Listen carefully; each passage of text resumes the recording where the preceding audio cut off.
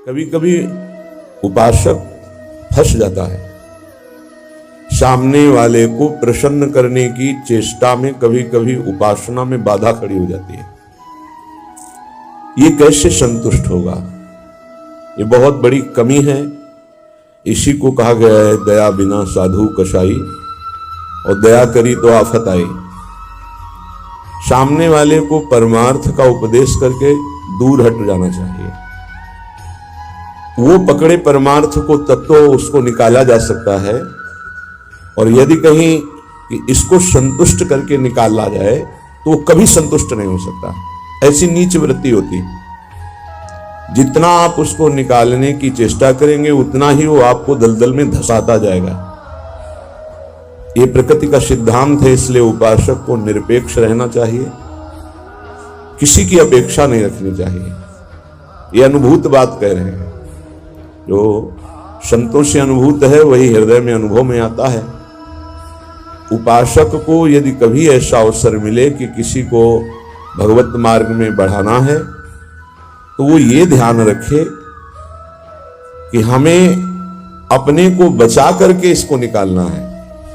कहीं उसके मन की संतुष्टता के द्वारा हम परमार्थ निरूपण करेंगे तो वो कभी नहीं निकल पाएगा, क्योंकि उसका मन ये समझ जाएगा कि हमारी अनुकूलता को लेकर ये विचारवान है, हमारी अनुकूलता के लिए, बस वो आपको रौंद देगा। और परमार्थ का उपदेश दिया और निरपेक्ष हो गए और वो आप पर आसक्त होता चला जा रहा है, वो निकल जाएगा। त्रुटि यही हो जाती है उपासक से कि इसको कैसे संतुष्ट करूं, वहीं उसका पतन हो जाता है। पतन अपने आराध्य देव का चिंतन छोड़कर मांस के लोथड़े शरीरों का चिंतन होने लगता है। ये कैसे राजी रहे, वो कैसे राजी रहे, परिवार कैसे राजी रहे, भगत कैसे राजी रहे। निकले थे हरि को राजी करने के लिए और हो गया प्रपंच को राजी करना। ये बहुत सूक्ष्म बात है। ये शास्त्र सम्मत और हृदय सम्मत बात है, दोनों की अनुभूति। यदि भगवत मार्ग में आगे बढ़ना है तो किसी को संतुष्ट करने का भाव खत्म कर दे। शास्त्र सम्मत उपदेश है, पकड़ना है पकड़ो, नहीं पकड़ना है तो डूबो। तभी आप परमानंद का अनुभव कर सकते हैं, नहीं तो आपको फंसा लिया जाएगा।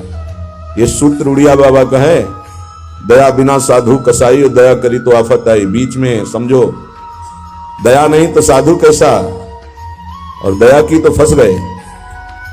तो कौन सी दया आपका परम कल्याण में सहयोग कर सकती है? जो याद को ना नष्ट कर पावे। दया का उल्टा है याद। जो भगवत स्मृति में बाधा पहुंचा दे, ऐसी दया में आग लगे। भगवत स्मृति युक्त प्रियता प्रभु के चरणों में और दया जड़ चैतन्य में, तब तो निकल जाओगे। और अगर भगवत स्मृति को दया ने तोड़ दिया और उसकी स्मृति चल रही तो दुर्गति पक्की है। हिरण में इतनी स्मृति आ गई कि हरि स्मृति गई तो अगला जन्म ऐसे महापुरुष का पशु रूप में हो गया, मृग रूप में। तो बहुत सावधानी का ये परमार्थ मार्ग है। कभी कभी दया में चूक हो जाती है। ये दया बहुत बड़ी दैवी संपदा है, कोई साधारण नहीं है। महापुरुष अपने कल्याण की बात ना देखते हुए सामने वाले का कैसे मंगल हो, इस बात पर विचार युक्त रहते हैं। पर साधक को बहुत सावधान रहना चाहिए। इस दया रूपी सद्गुण से बचना चाहिए। ध्यान से इसको पकड़ लीजिए। दया रूपी सद्गुण से बचना चाहिए जब तक भगवत प्राप्ति ना हो जाए। दूर से दया का भाव, दूर से हृदय में कहीं इसका भाव प्रवेश हो गया कि इस पर दया करनी है और हम बड़े दयालु हैं, तो फंसा फंसाया है।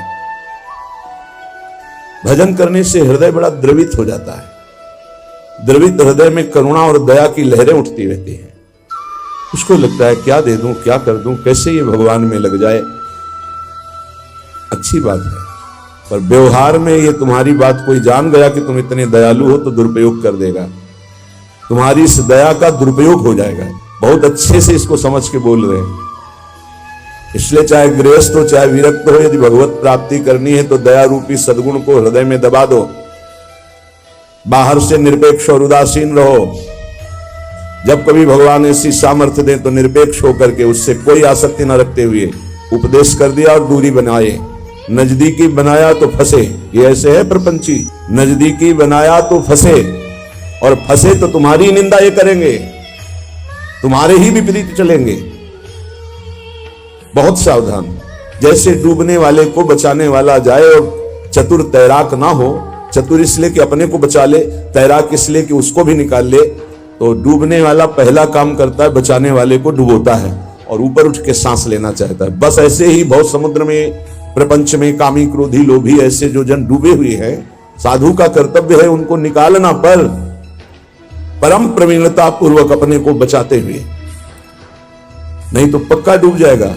पक्का अनुभव की बात है। संतों की जो बातें होती है छाती की बातें होती, पढ़ी लिखी बातों में उतना प्रभाव नहीं पड़ता।